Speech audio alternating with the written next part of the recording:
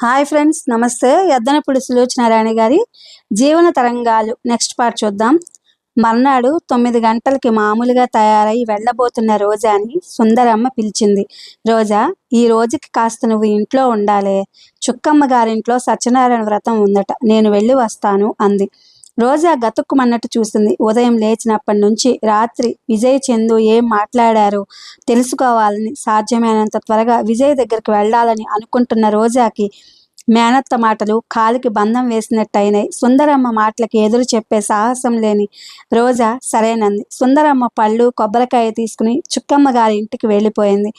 రోజా చాలా రోజుల తర్వాత తీరికగా తల్లి గదిలో కిటికీలో కూర్చుంది. చాలా రోజుల తర్వాత గోళ్లు కొరకబుద్దేస్తోంది. మంచంలో ఎముకల పోగులా ఉన్న తల్లి వైపు రోజా దృష్టి మళ్ళింది. రోజాతో ఆవిడ మాట్లాడడం మానేసి చాలా రోజులైంది. ఎప్పుడైనా అస్పష్టంగా అన్నయ్య అను, చందు అను, ఈ 2 మాటలే ఆవిడ నోటి నుండి వస్తున్నాయి. తండ్రి ఎలాగూ లేనేలేడు, తల్లి ఉండి కూడా లేనట్టు ప్రవర్తిస్తోంది.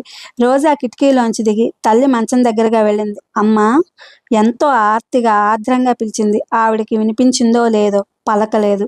రోజా 2-3 సార్లు పిలిచినా ఆవిడ కదలలేదు. మేలుకున్నట్టు సూచికగా కనురెప్పలు కదలలేదు. రోజా వంగి ఆవిడ చెవి దగ్గర నోరు పెట్టి, అమ్మా, చందు వచ్చాడంది. రోజా ఊహే నిజమైంది.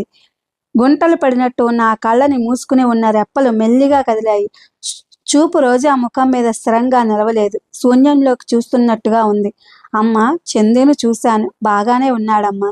ఇక్కడికి వస్తానన్నాడు, రేపు తప్పకుండా వస్తాడు, దుఃఖంతో పట్టుకుపోయిన స్వరంతో చెవి దగ్గరగా అంది రోజా. శూన్యంలోకి తదేకంగా చూస్తున్నట్టున్న ఆ కళ్ళు మెల్లగా మూసుకుపోయినాయి. మూసిన కనురెప్పల నుండి కొంతసేపటికి 2 కన్నీటి బిందువులు పక్కకు జారినాయి. చందు కోసం, చందుని ఒక్కసారి చూడడం కోసం, వాడి మాట వినటం కోసం ఆ ప్రాణం ఎండిపోయి కట్టెలా ఉన్న ఈ శరీరాన్ని కరుచుకుని ఉంది. ఇది నిజం అనిపించసాగింది. రోజాకి ఆవిడికి ఇలా వచ్చే ప్రాణం పోయే ప్రాణంగా నరకయాతన పెట్టే కంటే ఎలాగైనా ఒకసారి చందుని తీసుకురావటం నయం. ఈరోజు సాయంత్రం ఎలాగో తనని చందుని కలుస్తోంది. అమ్మ పరిస్థితి ఇలా ఉందంటే వాడు రాకమానడు. ఒకవేళ ఏమో, ఎవరు చెప్పగలరు? వాడి రాక, వాడి మాట ఆవిడ ప్రాణం పోస్తాయేమో, లేని శక్తిని ఇస్తుందేమో. అదే నిజమైతే అంతకంటే ఎక్కువగా తను కోరుకునేది ఇంకేదీ లేదు. భోజనం చేసి తాంబూలం నములుతూ మధ్యాహ్నం 2 గంటలకి సుందరమ్మ తీరుబడిగా వచ్చింది. అప్పటికే తయారవుతున్న రోజా ఆవిడ గారు రాగానే బయలుదేరింది. చెప్పుల్లో కాళ్ళు పెడుతున్న మేనకోడల్ని సుందరమ్మ, రోజా ఇలారా, ఒక్క మాట విను అంది. రోజా దగ్గరగా వచ్చింది. రోజాని ఆవిడ కళ్ళారా చూసుకుంటున్నట్టుగా ఆనందంగా చూడసాగింది. ఏమిటత్తయ్యా, నీది సిరిగల మొహమే. రోజా, ఎలాగైనా నువ్వు అదృష్టవంతురాలివే. ఏమైందత్తయ్యా? సుందరమ్మ సంతోషంగా చెప్పింది. చుక్కమ్మ గారింటికి మన పక్కింటి బామ్మగారు కూడా వచ్చింది. ఆవిడ మాటల మధ్యలో మెల్లగా బయట పెట్టింది, వాళ్ళ అంజికి నిన్ను చేసుకోవాలని ఉందట. అంజిక? నన్న? అవునే తల్లి, నేను కూడా ఆ మాటలు వినగానే ఇలాగే ఆశ్చర్యపోయాను. రోజా వెళ్ళడానికి వెనక్కి తిరిగింది. గుండెల్లో మంటలాంటిది ఒక్కసారిగా బగ్గుమంది. మనం కట్నం కానుకలు ఇవ్వలేమని చెప్పే అత్తయ్య. సుందరమ్మ మేనకోడలి వెనకే గుమ్మం వరకు వచ్చింది. అయ్యో రామ, ఆ మాత్రం నాకు తెలియదటే. ఆ మాటలు నువ్వు నాకు చెప్పాలా? వాళ్ళకి ఆశ లేదట, నువ్వు ఒప్పుకోవడమే చాలట. రోజా, కట్నం ఎలాగో అవసరం లేదు. పెళ్లి ఖర్చులకి కాస్త కనీసం 2-3 వేలు నువ్వు పనిచేసి ఆయన్ని అడిగితే. పోనీ ఈ విషయం నువ్వు చెప్పడం ఏం బాగుంటుంది? ఒక్కసారి నన్ను ఆయన దగ్గరికి తీసుకెళ్ళు. పెద్ద ఆయన అంటున్నావుగా, బాబుగారు అంటూ కాస్త కష్టం సుఖం వెళ్ళబోసుకుంటాను. అత్తయ్య. రోజా చప్పున వెనక్కి తిరిగింది. సుందరమ్మ భారంగా అంది. అవునే అమ్మ, ఎదిగిన పిల్లవి, నిన్ను ఇంటికి పంపాలని, నువ్వు అందరు ఆడపిల్లల్లా సంసారం చేసుకుంటే చూసి సంతోషించాలని నాకెంతో అనిపిస్తోంది. నీకేం తెలుసును? నాకు కూడా ఓపిక తగ్గిపోయింది. ఈ మామయ్య సంగతి నీకు తెలియందేమీ లేదు. కన్న బిడ్డల్లా పెంచుతున్నారు నిన్ను. నీ జీవితం ఇలా ఎండిపోతున్న చెట్టులా అయిపోవడం చూడకుండా ఉండలేకుండా ఉన్నాను నేను. ఏదో అనాలని, ఏదేదో ఘాటుగా సమాధానం చెప్పాలని చివ్వున కోపంగా వెనక్కి తిరిగిన రోజా మేనత్త ముఖం చూడగానే, ఆవిడ అంటున్న మాటలు వింటుండగానే ఆవేశం క్రమంగా తగ్గిపోయింది. నాకు పనుంది, వెళ్ళొస్తానత్తయ్య శాంతంగా అనేసి బయటకు వచ్చేసింది. రోజా 2 బస్సులు మారి సికింద్రాబాద్లో ఉన్న చర్చి దగ్గరికి వచ్చేసరికి చందు అప్పటికే వచ్చి ఉన్నాడు. రోజాను చూడగానే ఎదురొస్తూ, ఏమిటిది, ఏమైంది, ఎందుకింత ఆలస్యం చేశావు అన్నాడు ఆదుర్దాగా. రోజా క్లుప్తంగా జరిగిందంతా చెప్పింది. చంద్రం రోజాని చర్చి వెనుకవైపు ఉన్న సందులోకి తీసుకొచ్చాడు. అక్కడంత జనసంచారం లేదు, ఇక్కడ కూర్చుందాం అంటూ మసీదు మెట్ల వైపు నడిచాడు. రోజా చంద్రాన్ని అనుసరించింది. కూర్చో. చంద్రం జేబురుమాలు తీసి పై మెట్ల మీద కూర్చునే చోట్లో దుమ్ము దులిపాడు. ఇద్దరూ పక్క పక్కన కూర్చున్నారు. రోడ్డు మీద వచ్చిపోయే వాళ్ళు ఎవరైనా చూస్తే నడిచి నడిచి అలసిపోయి కొద్దిసేపు విశ్రాంతి కోసం అక్కడ కూర్చుంటున్నట్లుగా అనిపించేటట్టున్నారు. రోజా తల్లి సంగతి చెప్పింది. చంద్రం శ్రద్ధగా విన్నాడు. నేను ఈరోజు పూనా వెడుతున్నాను. తిరిగి రాగానే అమ్మని తప్పక కలుస్తాను అన్నాడు. మళ్ళీ ఊరా? ఆ ఊళ్ళు వెళ్ళి ఏం చేస్తావు నువ్వు అక్కడ? చంద్రం నవ్వాడు. ఏం చేయను, సరదాగా తిరిగి వస్తాను. అంతా అబద్ధం. నువ్వు ఒట్టి మొద్దువి. కాకపోతే నా స్థితిలో ఉన్న మనిషి ఊరికే అకారణంగా ఏ పనైనా చేస్తాడా? రోజా మాట్లాడలేదు. చందు మాటల్లో, ప్రవర్తనలో, స్వభావంలో, అన్నిటిలో ఒక విధమైన పెద్దరికం. రాత్రి నేను విజయ్ మళ్ళీ కలుసుకున్నాం. అవును. విజయ్ ఏం చెప్పాడు? ఏమన్నాడు అతను? నువ్వేమన్నావు? రోజా ఆత్రంగా అడిగింది. రోజా, నువ్వింత మూర్ఖురాలివని నేనెప్పుడు అనుకోలేదే. అంటే నీ తలకాయ్. విజయ్తో నీ పెళ్లికి నా భవిష్యత్తుకి సంబంధం ఏమిటో చెప్పు.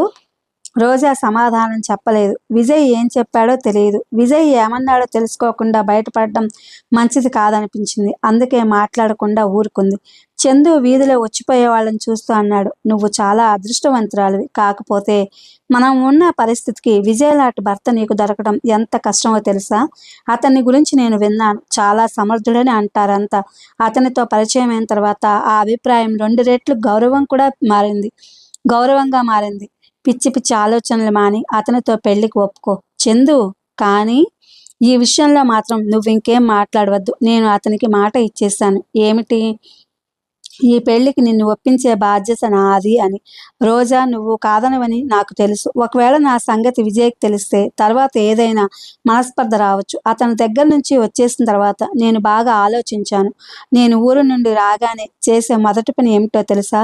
విజయ్ని కలిసి నా గతమంతా చెప్పేస్తాను. నేను ఎలాంటి వాడినైనా అతను ఆదరిస్తాడనే నమ్మకం కలుగుతోంది నాకు. రోజా, నిన్న నువ్వు మేరీతో సరిగ్గా మాట్లాడలేదు. ఎందువల్ల?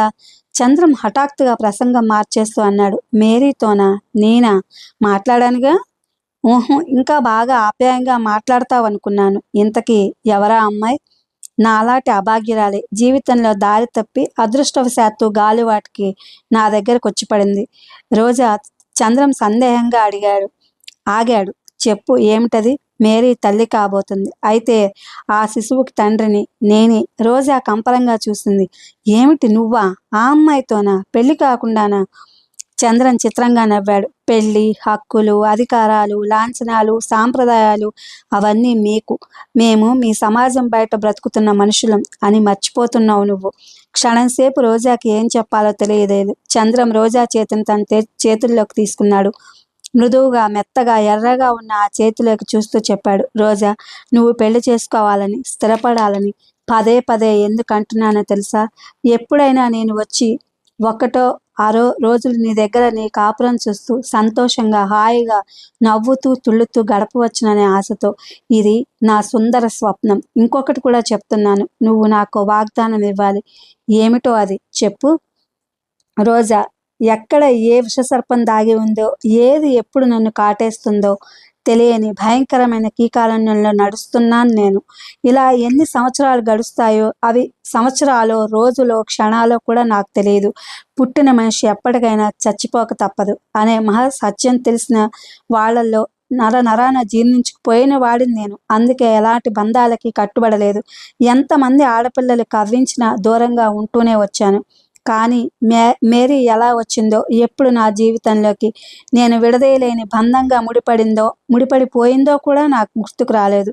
సానుభూతితో మొదలైన మా పరిచయం ఇలా ప్రాణంతో సమానంగా అవుతుందని నాకు తెలియదు. నాకు ఈ ప్రపంచంలో నువ్వు తప్ప ఇంకెవరూ లేరు.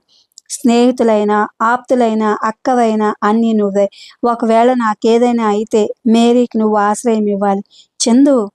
రోజా చందు నోటికి చేయి అడ్డుపెట్టింది. చందు సున్నితంగా చేయి తప్పించాడు. విరక్తి, విషాదం అతని ముఖం మీద తొంగి చూశాయి. మనం అనటం మానేసినంత మాత్రాన జరిగేవేవి జరగక మానవు. ఆ సంగతి నీకు నాకు బాగా తెలుసు. నువ్వు దయించి ఆ మాటలు మాట్లాడవద్దు. ఒట్టు గర్గస్వరంతో అయినా ఖచ్చితంగా అంది రోజా. ఆల్ రైట్, సరే, నేను చెప్పాలనుకున్నది చెప్పేశాను. ఇక నువ్వు చెప్పు. ఇద్దరూ ఆ పైన ఏం మాట్లాడాలో తోచని వాళ్ళల్లా రోడ్డు వైపు చూడసాగారు. చంద్రం సీరియస్గా ఉన్నాడు. రోజా గుండెల్లో గూడు కట్టుకుంటున్న దుఃఖాన్ని విదిలించి దూరం చేయడానికి ప్రయత్నించసాగింది. చందు చెప్పిన మాట నిజమే అయితే ఇలాగే తనని ఎక్కడికో రమ్మనమని కలుసుకుందామని చెప్పి రాలేకపోతే ఇదే ఆఖరి కలయిక అయితే రోజా గుండెలు రెపరెపలాడినాయి. చంద్రం ముఖం వైపు తదేకంగా ఆర్తిగా చూడసాగింది. రోజా, ఈ మనుషుల పుణ్యం పేరిట ఇన్ని పూజలు చేస్తారు, దానం పేరిట ఇన్ని ధర్మాలు చేస్తారు, భగవద్గీత, ఖురాన్, బైబిల్ ఇలాంటివి వేదంలా పఠిస్తారు. అందులో ఒక చిన్న సూత్రం అందరినీ మంచిగా సమానంగా చూడు అనే వాక్యం ఎందుకు ఆచరణలో పెట్టడం లేదు? ఈ లక్షల జనాభాలో 100కి కనీసం 10 మంది అయినా క్రీస్తులాగానో గాంధీలాగానో ప్రవర్తిస్తే ఈ లోకంలో ఇంత బాధ ద్వేషం ఉండదేమో. ఈ రోజుల్లో మంచితనం గురించి మనస్ఫూర్తిగా నమ్మి ఆచరణలో పెట్టిన వాళ్ళు ఎవరైనా ఉన్నారంటావా అన్నాడు చందు. ఉన్నారు చందు, ఎందుకు లేరు? చందు ఆశ్చర్యంగా చూశాడు. కథల్లో గుర్తించిన వ్యక్తులు కాదు నేను చెప్పేది, మన చుట్టూ ఉన్న ఈ వాస్తవ ప్రపంచంలో. అవును, నేను ప్రత్యక్షంగా చూశాను. దేవుడు లాంటి మనిషిని నేను చూశాను. చందు రోజా వైపు పూర్తిగా తిరిగాడు. ఎవరు? పేరు చెప్పు. వేణుగోపాలరావు గారు. చంద్రం ముఖం మీద కొరడా దెబ్బతిన్నవాడిలా వెనక్కి తగ్గాడు. వేణుగోపాలరావు గారు? అవును, దృఢంగా అంది రోజా. ఆయన పేరు వినగానే చందు కనుబొమ్మలు ముడిపడినాయి. ఆయన ఇంటికి వెళ్ళడం నువ్వింకా మానలేదా? లేదు. చందు సరిగ్గా తిరిగి కూర్చున్నాడు. అతని కంఠం హెచ్చరిస్తున్నట్టుగా ఉంది. అయితే మానేయ్, తక్షణం, ఈరోజే. ఎందుకో రోజా కూడా రోడ్డు వైపు చూస్తూ అంది. ఎందుకా? 2-3 వారాల్లో ఆయన ఇల్లు సర్వస్వం దోచుకోబడబోతోంది. నువ్వు అక్కడ ఉంటే అందులో ఇరుక్కోవాల్సి వస్తుంది. చందు, నువ్వు నమ్మినా నమ్మకపోయినా ఇది నిజం. అబద్ధం కంఠంలో ప్రాణం ఉండగా జరగనివ్వను నేను. ఇప్పుడే రిపోర్ట్ ఇస్తాను. చంద్రం స్థిరంగా చూస్తూ అడిగాడు. ఎవరికి? ఏమని? పోలీసులకి. ఇవ్వు, ఇది మా వాళ్ళకి తెలుస్తుంది. ఈ సంగతి ఎవరి ద్వారా ఎలా బయటకొచ్చిందో ఆరా వస్తుంది. ఒక రోజున ఒక శుభముహూర్తాన నా తలకాయ కత్తిరించి పెట్టెలో పెట్టి నీ దగ్గరికి వస్తుంది. చెయ్యి, తప్పకుండా చెయ్యి. చందు నీరసంగా చూసింది రోజా. అవును మరి, ఆయన దేవుడు కదూ, నీకు చాలా దగ్గరవాడు. నాకంటే కూడా. అవునా? చందు, నువ్విలా మాట్లాడావంటే నేనిక్కడే తల బద్దలు కొట్టుకుంటాను. లేకపోతే ఏమిటి నువ్వనేది? ఆయన ఎవరు, నువ్వెవరు? అసలు నిజం చెప్పు. ఆయన మీద నీకు ఎందుకంత అపేక్ష? ఎందుకా? రోజా కళ్ళు చెమ్మగిలినాయి.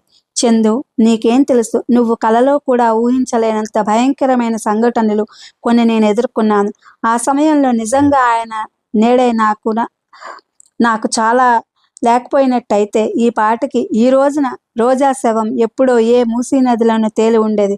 అదే నిజమైతే దానికి కారణం అనంత్ అనుకోవాలి. నేను అలా అనుకోను. నాకెందుకో అనంత్ కేవలం నిమిత్త మాత్రుడనే అనిపిస్తోంది. చంద్రం వాచి చూసుకున్నాడు. చాలా టైం అయింది, వెడదాంలే అన్నాడు. ఇద్దరూ కలిసి బస్టాప్ వైపు నడవసాగారు. రోజా అంతవరకు ఆలోచిస్తున్నట్టున్న చంద్రం హఠాత్తుగా పిలిచాడు. ఏమిటి? వేణుగోపాలరావు గారి ఇంట్లో పని మనిషి ఉందా? ఉంది. ఎంత వయసు ఉంటుందేమిటి? 25 లోపే ఉండొచ్చు. ఏం? ఊరికేలే. ఆ అమ్మాయి ఏ పని చేస్తుంది? పై పనంతా చేస్తుంది. ఇల్లు ఊడుస్తుంది, బట్టలు ఉతుకుతుంది, గిన్నెలు తోముతుంది. ఆ పని మనిషికి వేణుగోపాలరావు గారి దగ్గర బాగా చనువు ఉందా? ఆ అమ్మాయికి ఒక్కదానికేమిటి, మా అందరికీ ఉంది. మమ్మల్ని అంతా సొంత బిడ్డల్లా చూస్తారు ఆయన. ఎందుకు అలా అడుగుతున్నావు ఇవన్నీ? ఆ పని మనిషికి ఆయనకి ఏదో సంబంధం ఉందని. చీచి, అలాంటిదేం లేదు. నాకు బాగా తెలుసు. ఎవరు చెప్పారు ఈ కట్టుకథలు నీకు? అలా అని విన్నానులే. చంద్రన్ నగపోయిన విషయం అడుగుదామనుకుంటుండగానే ఇంతలో బస్సు వచ్చేసింది. రోజా ఎక్కింది. చంద్రం చేయి ఊపాడు. బస్ తను చూస్తుండగానే కనుమరుగైపోయింది. చంద్రం గాఢంగా విశ్వసించాడు. భగవంతుడు దయతలిస్తే ఈసారి రోజాని విజయ్ ఇంట్లో అతని భార్యగా కళకళలాడే ఒక గృహిణిగా కలుసుకోవాలి. ఇది ఫ్రెండ్స్, ఎద్దనపూడి సులోచనారాణి గారి జీవన తరంగాలు. Thank you for watching.